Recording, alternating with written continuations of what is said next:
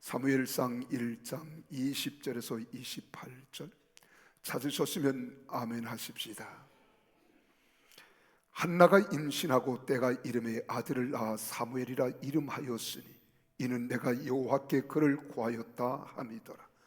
그 사람 엘가나와 그의 온 집이 여호와께 매년제와 소헌제를 드리러 올라갈 때에 오직 하나는 올라가지 아니하고 그의 남편에게 이르되 아이를 젖대거든 내가 그를 데리고 가서 여호와 앞에 뵙게 하고 거기에 영원히 있게 하리이다 하니, 그의 남편 엘가나가 그에게 이르되 그대의 소견에 좋은 대로 하여 그를 젖대기까지 기다리라.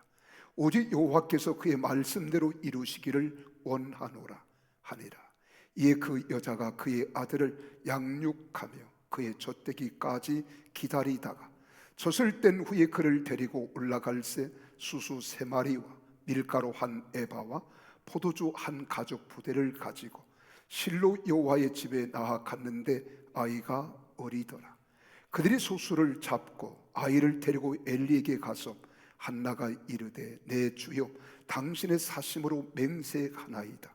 나는 여기서 내 주 당신 곁에 서서 여호와께 기도하던 여자라.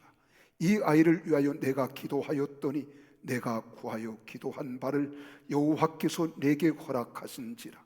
그러므로 나도 그를 여호와께 드리되 그의 평생을 여호와께 드리나이다 하고 그가 거기서 여호와께 경배하니라. 아멘. 여러분, 눈에는 보이지 않고 귀에는 들리지 않습니다. 손에 잡히는 바도 없습니다. 그러나 하나님은 살아계셔서 여러분 찬양을 받으시고 기도를 들으시고 이 예배를 받으실 줄로 믿습니다. 오늘 어린이 주일을 맞이해서 저는 1부, 2부, 3부 계속 한번 따라 합시다. 글로벌 시대를 이끄는 하나님의 자녀로 양육하라. 아빠와 아들이 서로 대화를 하고 있습니다. 그때 아들이 생뚱맞게 이런 질문을 던지는 거예요. 아빠, 왜 아빠를 아빠라고 부르지? 이 질문을 던지는 아들의 질문을 받고 아버지가 이렇게 대답합니다. 애야, 아이가 위험에 빠졌을 때 빠르게 달려와 줄 수 있는 사람이기 때문에 아빠라 그런 거야. 무슨 말인지 이해를 해야지요.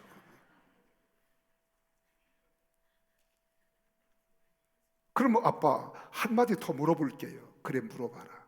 엄마는 그럼 왜 엄마라고 불러요? 그때 아빠가 참 아들이는 질문을 한다는 게 생각이 보통 생각이 아니거든요. 그래서 생각하면서 그렇게 답변했습니다.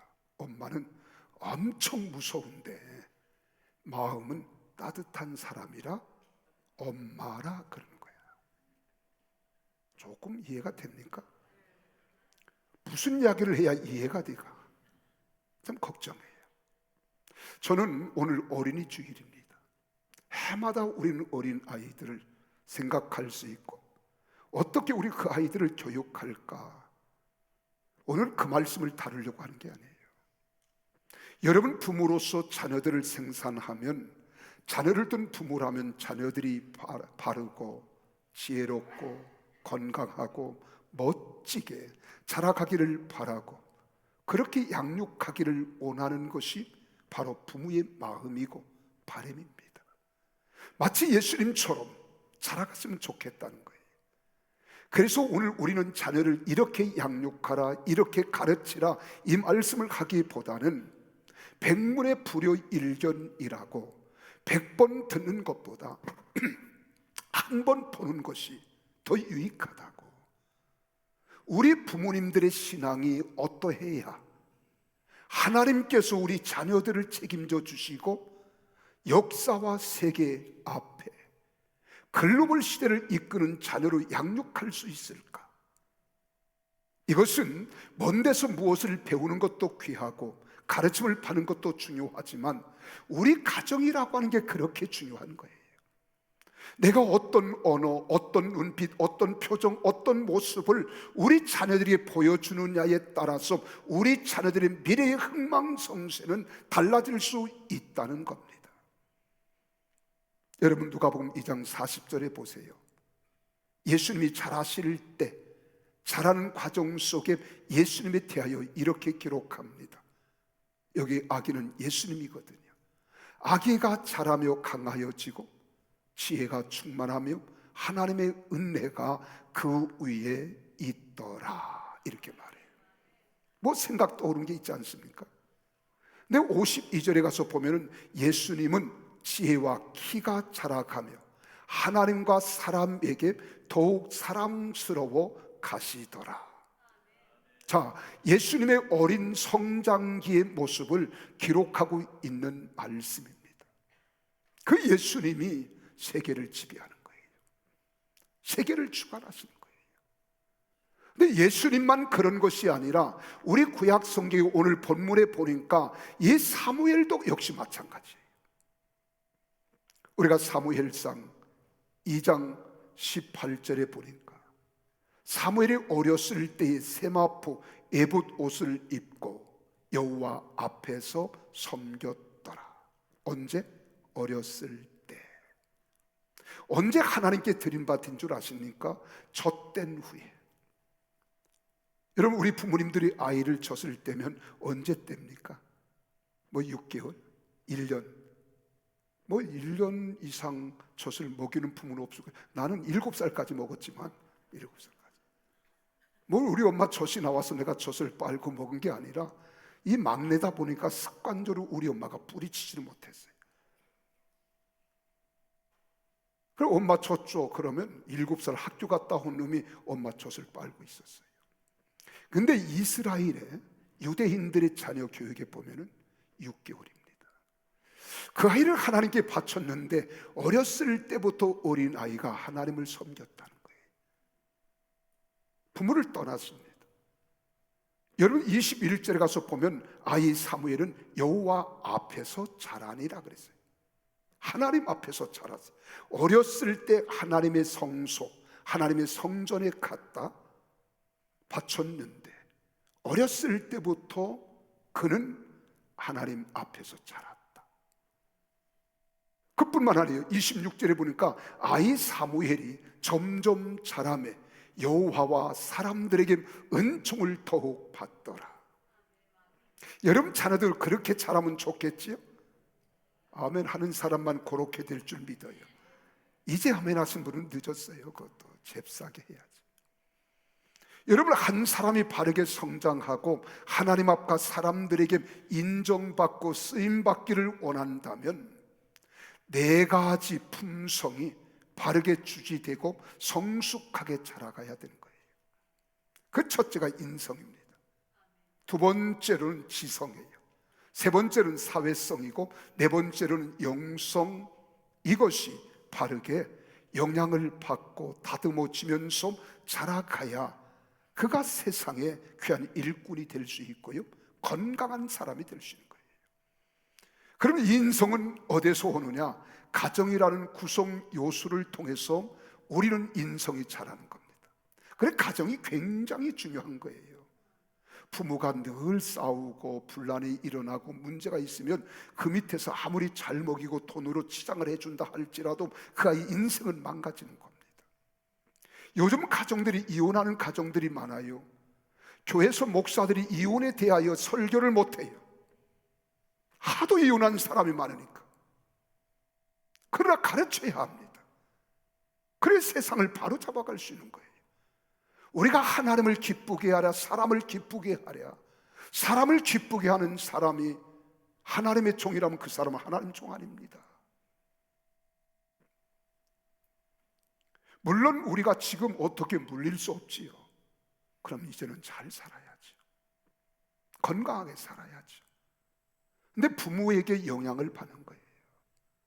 지성은 학교라는 기관을 통해서 우리가 넓혀가는 겁니다. 그리고 아이들의 지적인 수준 높아지고 폭넓어지고 깊이 가는 거예요. 그 다음에 사회성입니다. 사회성.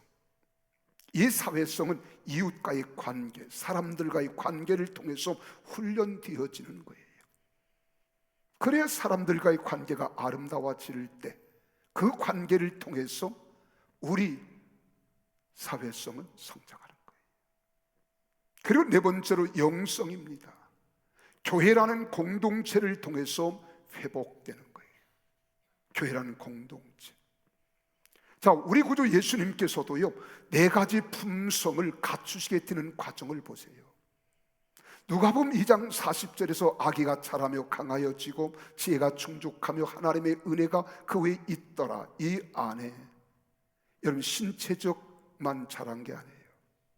인성도 자라고 사회성도 자라고 영성도 자라는 거예요. 그래, 지혜가 충만했다. 지성, 부족함이 없었다는 거예요. 그래서 40절과 52절 말씀을 보면은 하나님의 은혜가 그 위에 있더라. 이 말은 하나님의 은총을 입고 하나님과의 관계에서 영성으로 자랐었다는 거예요. 사람들에게 더욱 사랑스럽게 하시더라. 이건 사회성입니다. 예수님도 자라면서 제자들을 훈련시키고 양육했습니다. 그래서 십자가에서 사명을 다 이루신 후에 보혜사 성령을 보내주셔서 예루살렘, 더 나아가 유대, 더 나아가 사마리아, 더 나아가 땅끝 열방까지.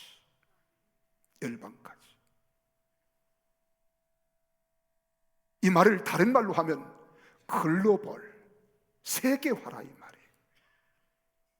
세계를 이끌어가는 지도자로 자라게 해주신다는 거예요. 나는 여러분 자녀들을 그렇게 키우는 복된 성도들이 다 되시기를 주님의 이름으로 축복합니다. 여러분, 성경에서는 이 시대의 영적 분위기와 상황을 이렇게 기록하고 있습니다. 여기 이 시대란 말은 지금을 가르쳐 말하는 것이 아니라 오늘 여기 사무엘이 자라던 시대에도 영적으로 사회가 얼마나 혼란하고 불안했던가를 우리에게 보여주는 성경 말씀이 바로 사무엘상 3장 1절에 기록된 거예요. 다 같이 한번 읽어볼까요? 시작. 아이 사무엘이 엘리 앞에서 여호와를 섬길 때 이때입니다. 이때에는 여호와의 말씀이 희귀하여 이상이 흔히 보이지 않았더라. 여기 이는 이스라엘이 종교적으로 극심하게 타락한 상태에 있었습니다. 이때를 시사해 주고 있는 거예요. 왜냐하면 성경에서 여호와의 말씀의 희귀는 이스라엘의 종교적 타락에 대한 하나님의 심판의 일환으로 나타나 있기 때문에 그렇습니다. 얼마나 영적으로 타락하고 혼탁하고 세상이 혼란했던지 아모스 8장 11절에서 13절의 말씀에 보면은 이렇게 기록합니다. 주 여호와의 말씀이니라. 보라, 날이 이를지라 내가 기근을 땅에 보내리니 양식이 없어 주림이 아니며 물이 없어 가람이 하리요 여호와의 말씀을 듣지 못한 기갈이라. 사람이 이 바다에서 저 바다까지 북쪽에서 동쪽까지 비틀거리며 여호와의 말씀을 구하려고 돌아다녀도 얻지 못하리니 그날의 아름다운 처녀와 젊은 남자가 다 갈아여 쓰러지리라. 여러분 보세요. 이런 영적 상황에서 하나님은 사무엘을 통하여 민족을 구원하고 민족을 살려내어 회복시키는 데 쓰임받는 사람이 된 거예요. 그 지역만을 위해서 이런 게 아닙니다. 민족을 살려냈습니다. 역사를 바로 세워가는 주역이 될 수 있었다는 겁니다. 이런 사무엘이 어떻게, 어떤 가정, 어떤 상황에서 자랐기에 이스라엘 민족을 구원하고 살리는 국가를 품고 세계를 이끄는 사람으로 양육받을 수 있었을까? 여러분 궁금하잖아요. 우린 성경을 그냥 보지 말고 성경 속에서 우리에게 말씀하시는 바, 의도하는 바를 바로 깨닫는 것, 이것이 은혜거든요. 이런 은혜가 여러분 속에 넘쳐나기를 주의 이름으로 축복합니다. 그런데 사무엘은 나는 앞뒤가 안 맞아요. 내가 생각할 때 왜 앞뒤가 안 맞는다고 이렇게 제가 속단을 내리느냐? 촛대인 후에 하나님 성전에 맡겼거든요. 부모 슬하에서 자란 것도 아니에요. 부모의 영향을 받기도 받았겠지요. 가끔 만나서, 그렇죠? 대화도 하고 너 그렇게 살면 안 된다, 이렇게 해야 된다, 이런 말씀을 부모로서 자녀들에게 건네주었겠지요. 그런데 여러분, 여기 이 당시 실로에 있는 성소의 대제사장은 엘리라고 하는 사람이에요. 엘리라고 하는 대제사장은요, 굉장히 영적으로 무지한 사람이에요. 이 사람 육신의 눈을 뜨고서 사람이 술 취해서 중얼거리는지 기도하는지 이것조차도 분간을 못해요. 그리고 자기 자녀들을 얼마나 잘못 가르쳤던지 홈리와 비느하스 두 아들이 제사장입니다. 근데 그 온갖 성전에서 죄악을 다 행하는 거예요. 근데 자식을 제재하지도 못하고 꾸중하지도 못하고 양육하지도 못하고, 지금 완전 교회라고 하는 성소라는 교회가 개판 5분 전입니다. 근데 그 속에서 지금 누가 자라가냐? 사무엘이 거기서 자라고 있는 거예요. 그럼 사무엘이 이렇게 하나님께 쓰임 받을 수 있는, 세계를 아우르고 가슴에 품을 수 있는 인물로, 선지자로 그가 자랄 수 있었던 그 이유가 어디인가를 우리가 궁금하잖아요. 부모 밑에서 자라는 것도 아니고, 그렇다고 교회가 올곧고 바른 영적인 자세를 가진 제사장 엘리도 아니고, 그 밑에서 수중도는 제사장 홈리와 피느스도 하는데 어떻게 이렇게 자랐을까? 거기에 영향을 받지 않고 휩쓸리지 않고. 저는 거기서 두 가지를 깨달아요. 하나는 하나님의 절대 은혜라는 거예요. 하나님의 절대 은혜. 이걸 성경에서 찾아내야 돼요. 두 번째로는 그의 그를 낳아 주님께 드렸던 엘가나라고 하는 아버지와 한나라고 하는 어머니의 신앙이 하나님 앞에 인정받는 신앙이었다는 거예요.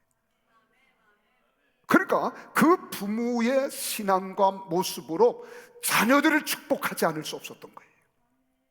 그래, 그 자녀를 축복, 이렇게 결론을 내릴 수밖에 없는 것이 저의 짧은 신학적 학문을 가지고 결론을 내리는 거예요. 그래. 그래서 이 말씀을 연구하는 거예요. 묵상하는 겁니다. 여러분, 부모의 신앙은 자녀의 바른 신앙에, 바른 성장에 필수적인 요소가 됩니다.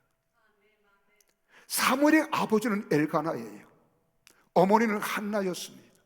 아버지 엘가나는 에브라임 사람이었고 라마다임 소빔이라고 하는 일명 라마다임 사람입니다. 이 부모의 신앙은 경건한 부부예요. 그러니까 엘가나와 한나의 신앙은 정말 경건하고 얼마나 하나님 마음에 합한 사람이었는가를 우리가 성경을 찾아볼 수 있습니다. 오늘 보세요. 19절 같이 한번 읽어볼까요? 19절은 시작, 밑에 노란 줄 글씨만 시작, 여호와께서 그를 생각하신지라. 이 말씀을 원어를 파고 들어가 봤어요.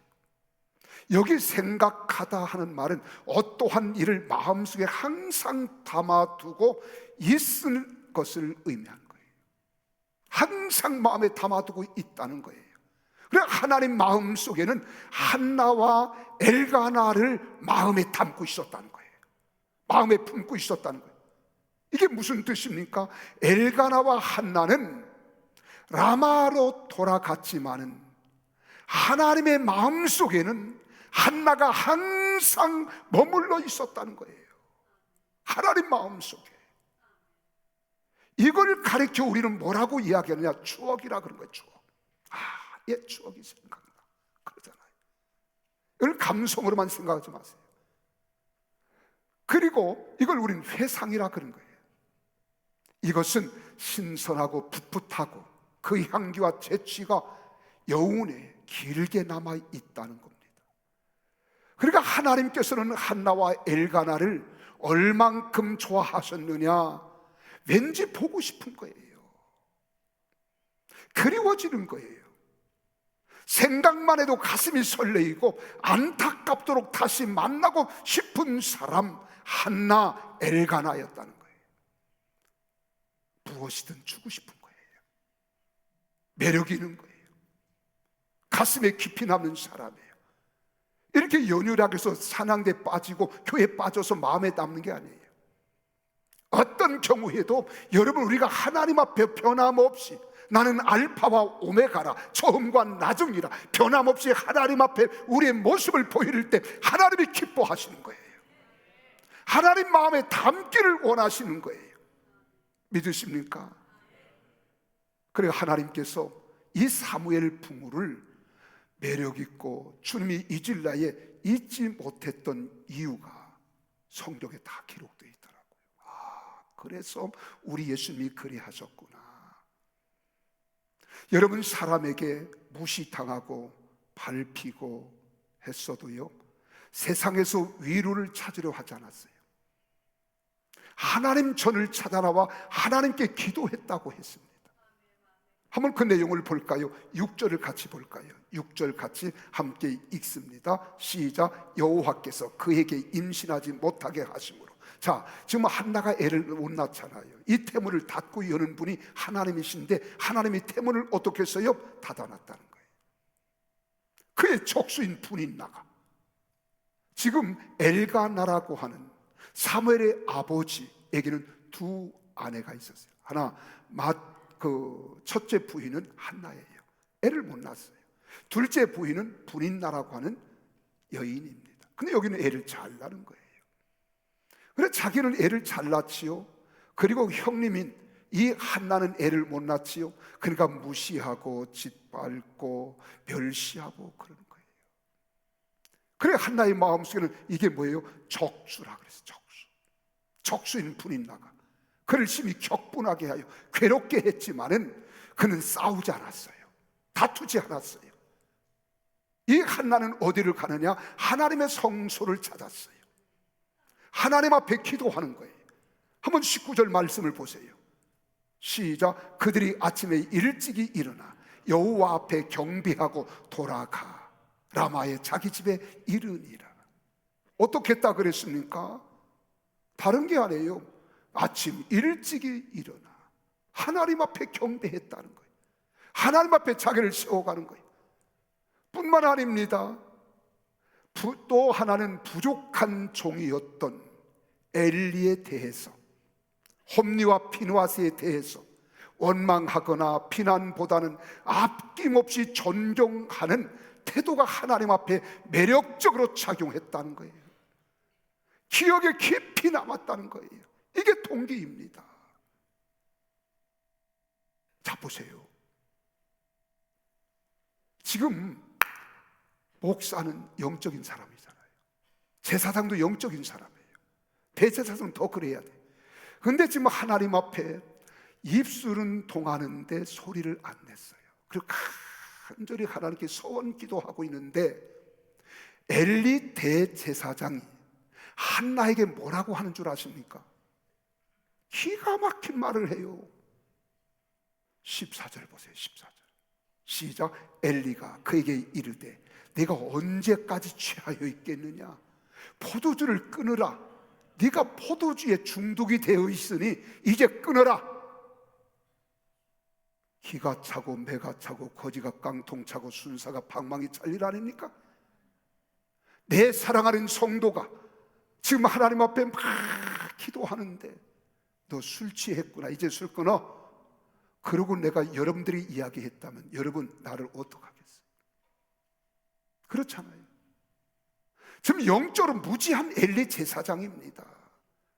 근데 그 당시의 영적 상황은 어떻게 했느냐? 3장 1절을 같이 보세요. 시작. 아이 사무엘이 엘리 앞에서 여호와를 섬길 때에는 여호와의 말씀이 희귀하여 이상이 흠이 보이지 않았다.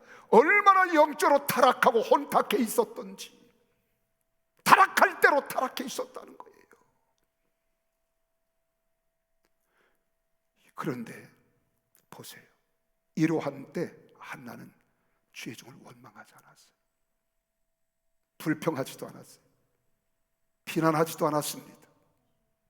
한나는 엘리 대제사장을 극도로 높입니다. 자신을 낮추는 겸손한 신앙의 어머니. 어디서 찾느냐? 26절 보세요. 26절 시작. 한나가 이르되 내 주여 당신의 사심으로 맹세하나이다. 나는 여기서 내 주 당신 곁에 서서 여호와께 기도하던 여자라. 이 말씀은요, 이스라엘 백성들이 이런 표현을 할 때는 하나님을 대상으로 사용하던 용어입니다. 그런데 한나는 엘리 대제사장이 그렇게 부도덕하고 영적으로 타락하여 자녀 교육과 영적 지도력에도 희망이 없었지만 주의 종을 원망하거나 비난하거나 불만과 불평을 하지 않았다는 거예요. 오늘 우리는 어떻습니까? 여러분 교회 가정에서 애들 앞에서 혹시 목사가 이렇다 저렇다 목사 이야기 안 합니까? 여러분 우리가 3, 3, 5 각 공동체로 모여가지고 우리 목사님은 이렇쿵 저렇쿵 말 안 해요? 왜 대답이 없어요? 말해요 안 해요? 예? 나같이 못난 사람, 나같이 부족한 사람은 얼마나 할 말이 많겠어요. 근데 오늘 여기 한나는요, 엘리 대제사장에 대해서도 홈리와 비느하스에 대해서도 일체 말을 하잖아요. 오히려 내 주여, 하나님을 지칭하는 것처럼 지금 그렇게 이야기하는 거예요. 그래서 우리가 사무엘상 3장 12절에서 14절을 보세요. 같이 한번 읽어볼까요? 여러분 주의 종의 가정, 우리가 다른 사람 판단하지 말라는 거예요. 내가 엘리와 홈리와 비느하스는 내가 심판하고 내가 책망하고 내가 그들을 책벌하겠다는 거예요. 너희는 이 일에 대해서 말하지 말라는 거예요. 그래서 12절, 내가 엘리의 집에 대하여 말하는 것을 처음부터 끝까지 그날에 그에게 다 이루리라. 내가 그의 집을 영원토록 심판하겠다고 그에게 말한 것은 그가 아는 죄악 때문이니, 이는 그가 자기의 아들들이 저주를 자청하되 금하지 아니하였음이니라. 얼마나 못되게 굴었으면 죄악을 자청했다고 그랬어요. 그러므로 내가 엘리의 집에 대하여 맹세하기를 엘리의 집의 죄악은 제물로나 예물로나 영원히 속죄함을 받지 못하리라. 어떤 제물을 드려도 그들의 죄는 속하지 않겠다는 거예요. 반드시 심판을 주겠다는 거예요. 그렇게 말하잖아요. 오늘 현대 그리스도인들 보세요. 특별히 목사님들도 마찬가지예요. 남을 비판하기 좋아해요. 남의 눈에 티는 보면서 자기 눈에 들보는 못 봐요. 그 목사가 목사를 비난하고 비판하는 거, 저는 막 실물을 느끼는 사람이에요. 근데 성도들이 목사가 목사를 비난하고 비판하는데 하물며 성도가 목사를 비판 안 하겠어요? 그에 비해 그 자식이라고, 그 영적인 지도자의 영적 자녀들이 되는 거예요. 누가 뭐라고 해도 우리 사랑하는 평택 순복음 교회는 절대로 주의 종들을 비판하지 마십시오. 비난하지 마십시오. 믿습니까? 거룩한 가정의 경건한 부모는 가정에서 주의 종들의 부도덕한 말을 이야기하잖아요. 밥상머리에서 자녀들 앞에서 주의 종이 이렇쿵 저렇고 교회가 이렇쿵 저렇고, 그 아이들이 교회 나오겠습니까? 안 나와요. 나 같아도 안 나갑니다. 여러분 자식은 여러분이 다 버려놓은 거예요. 그럼 우리 자녀들은 무엇을 기대할 수 있겠습니까? 가정에서 주의 종들의 부도덕함을 이야기하지 말아야 됩니다. 성도들의 영적, 여러분 추락의 원인은 어디 있는 줄 아세요?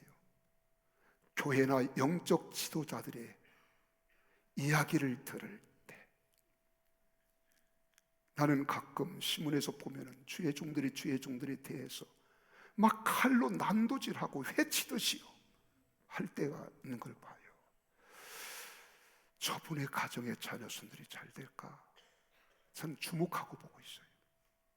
인생 70을 살다 보니까 주목하게 되더라고요. 그 자녀들 잘 되는 법이 없어요. 희한해.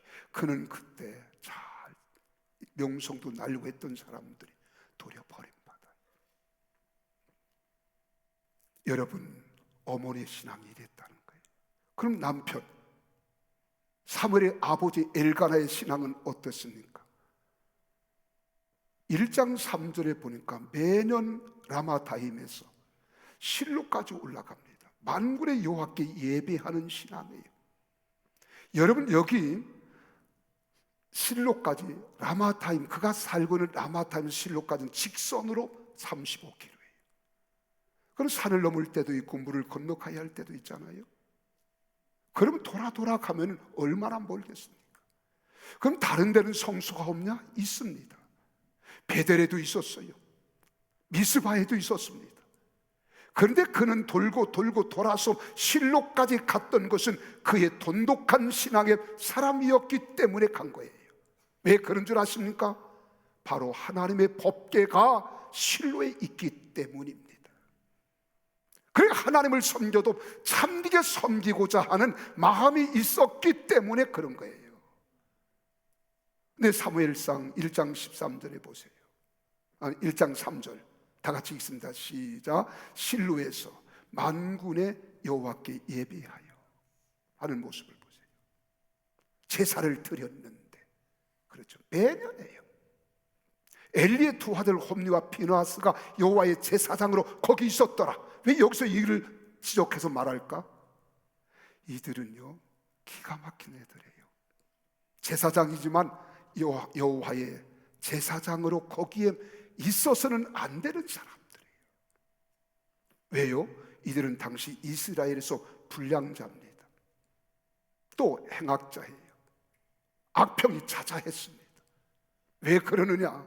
우리가 2장 13절 17절에 보면 예물을 하나님께 드리기도 전에 먼저 하나님이 받으실 만한 제물에 아주 중요하고 좋은 부위는 지들이 잘라서 처먹어.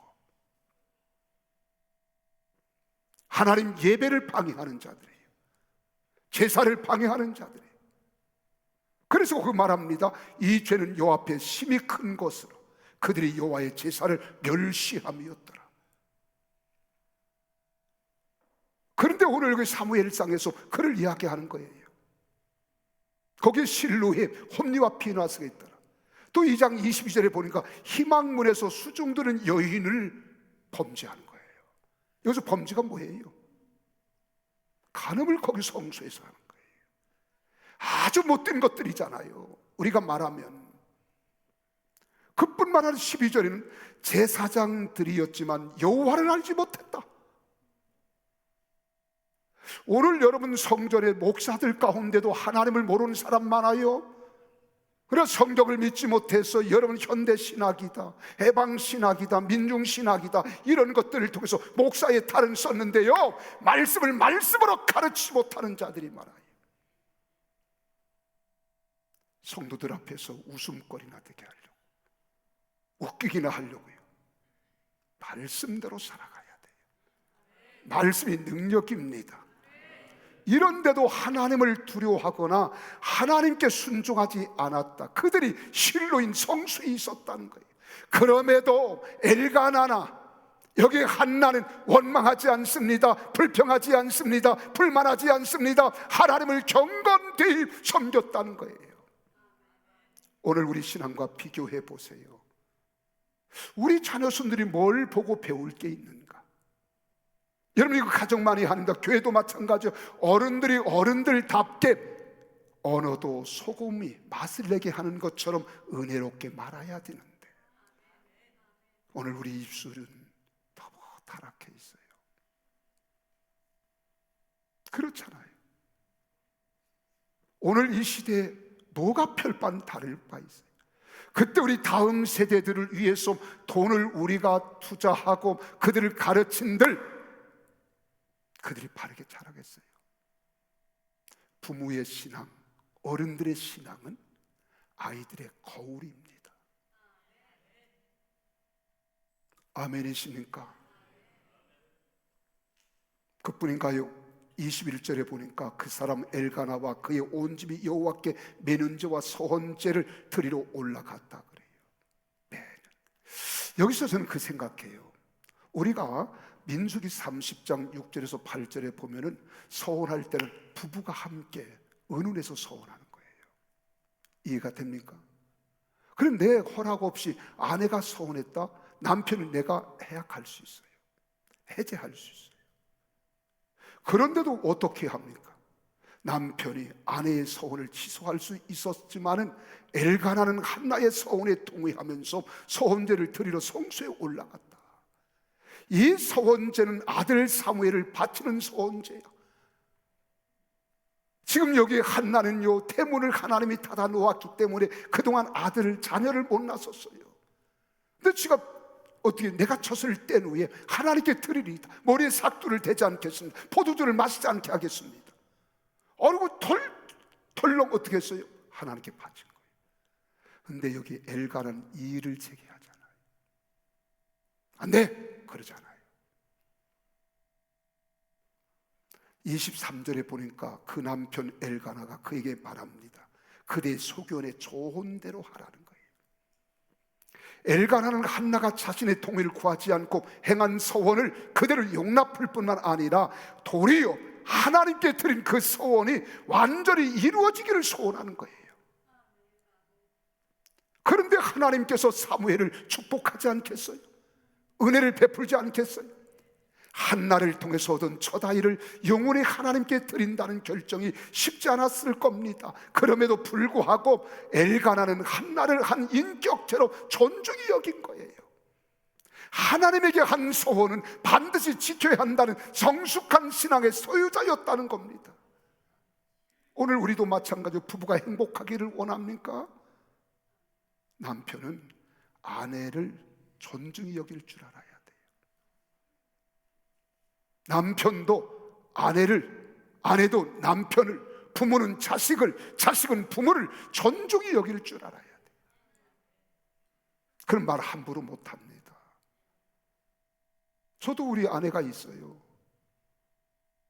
우리 자녀들이 있고 손주들이 있어요. 아주 소중한 말을 할 때는요, 우린 이 손주들한테도요, 손녀한테도 말을 높여줘요. 이랬어요. 이해가 돼요? 알아듣겠어요? 그렇게 하면 안 돼요. 벌써 할아버지가 손녀에게 이런 말을 할 때는 이건 굉장히 중요한 것이라구나. 저도 가까운 사람들이 제가 우리 전도사님들에게도 존칭을 할 때가 있어요. 그건 중요하다는 거예요. 소중하다는 거예요. 경건한 신앙의 가정에서 태어난 사무엘은 부모님에게 신앙을 전수받았기 때문에 이스라엘의 백성의 역사를 바꾸는 사람이 되는 거예요. 이스라엘 민족을 구원하는 사람이 되는 거예요.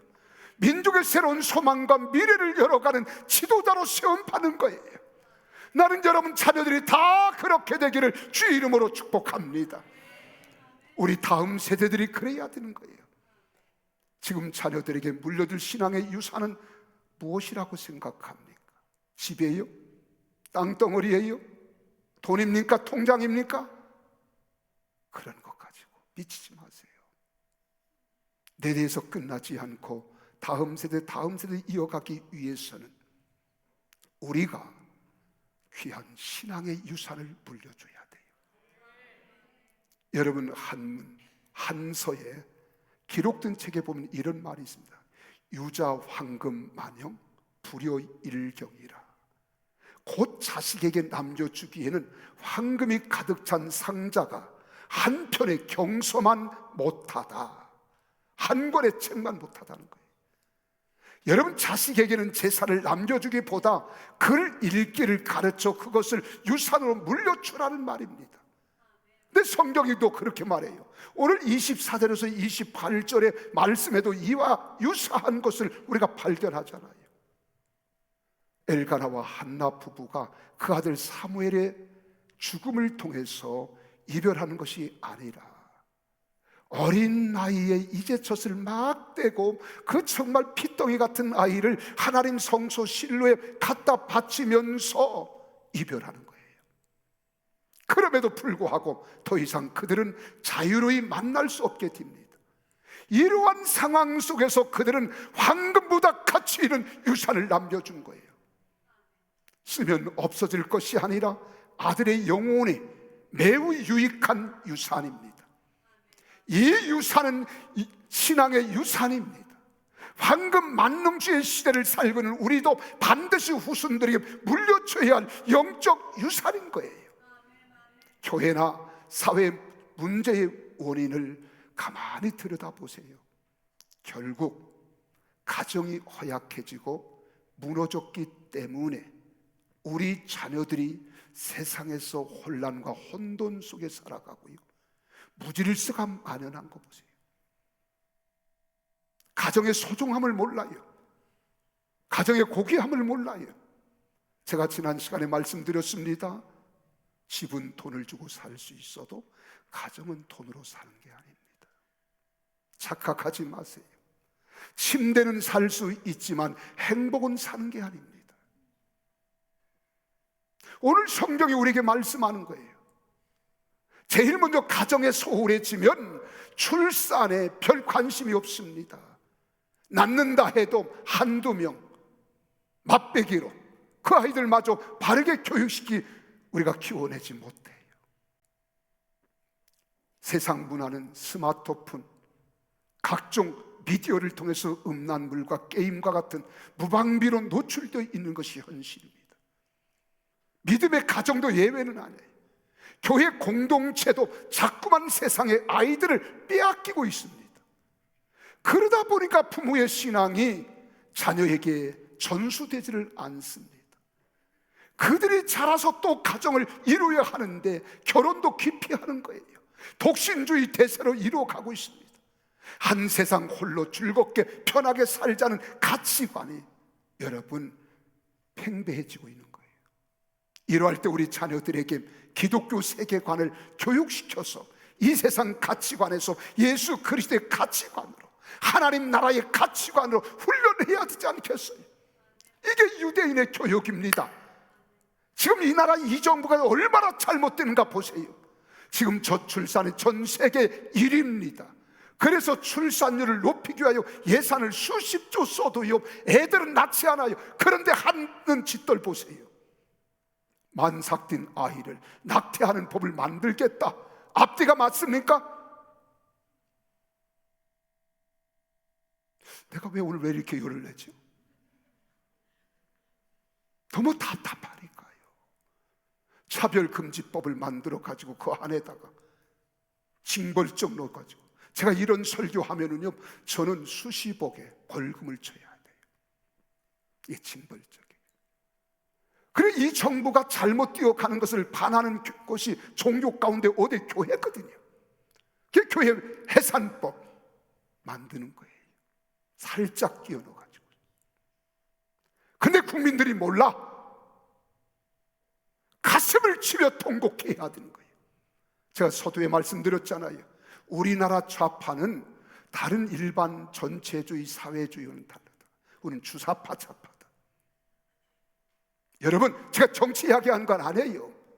이 나라 이민족 미래가 염려스러운 거예요. 대한민국이 염려스러운 거예요. 여러분 자녀손들이 염려스러운 거예요. 교회 안에는 좌파도 있고 우파도 있습니다. 좌파는 이런 소리 하면 싫어요. 나갑니다. 도망갑니다. 안 나와요. 좌파의 성향을 가진 사람은 유물론을 기초로 하고 있다는 사실을 알아야 돼요. 그 속에는 신앙 없습니다. 무서운 말이죠. 저도 이 말을 하기 싫은 말이에요. 유물론 사상은 유실론과 정반대되는 거예요. 지금 대한민국은 학교 교육은 전교주의에서 망하는 거예요. 오늘 노동계는요, 민노총, 한노총에 의해서 망하는 거예요. 자기 주권을 주장하고 여름 복지를 우리가 잘 이루어서 아름다운 회사만 이건 해야죠. 내 욕심이 과한 거예요. 그러니까 이 삼성전자 얼마나 잘 나갑니까? 이제 노동 민노총에서 뭐 하겠다는 거예요? 성과금 내놓겠다는 거예요. 성과금 내놓으라는 거예요. 무려 45주를 나눠주라는 거예요. 그러면 회사는 또 연구해야 되잖아요. 연구해서 더 좋은 직장으로 만들어 혜택을 받게 해야 되잖아요. 정신을 못 차려서 그럽니다. 우리는 기도할 때 이런 모습 자녀들이 보여주면 안 되는 겁니다. 여러분, 한 세상 홀로 즐겁게 편하게 살자는 가치관이 팽배해지는 이때에 우리는 정말로 가정이 살고 교회가 교회로서 회복되고 학교가 교권이 보호될 때 아이들이 바르게 자랄 수 있는 거예요. 사무엘 시대는 학교가 없었어요. 가정과 교회뿐입니다. 가정에서 인성이 세워져야 합니다. 요즘 서울에서는 인성학원이 만들어지고 있는 거예요. 학원 간다고 되는 게 아니에요. 가정이 건강해야 되는 거예요.